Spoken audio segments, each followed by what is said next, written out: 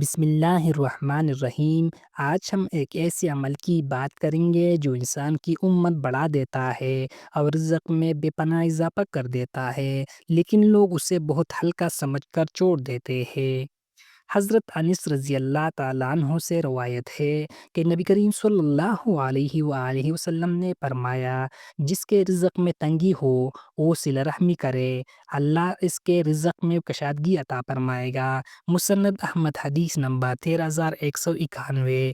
حضرت ابو ہریرہ رضی اللہ تعالیٰ عنہ سے روایت ہے، رسول اللہ صلی اللہ علیہ وآلہ وسلم نے فرمایا، جو شخص چاہے کہ اس کا رزق بڑھا دیا جائے اور اس کی عمر دراز کر دی جائے، وہ صلہ رحمی کرے، رشتے جوڑے رکھے۔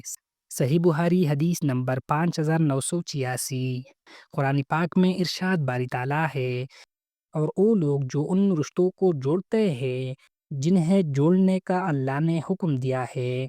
جو اللہ کے لیے رشتے جوڑتا ہے، اللہ اس کی زندگی میں برکت، آسانی، رحمت اور کشادگی پیدا فرما دیتا ہے۔ کمنٹس میں لکھے، اے اللہ ہمیں اپنے رشتے تیری رضا کے لیے جوڑنے کی توفیق عطا فرما۔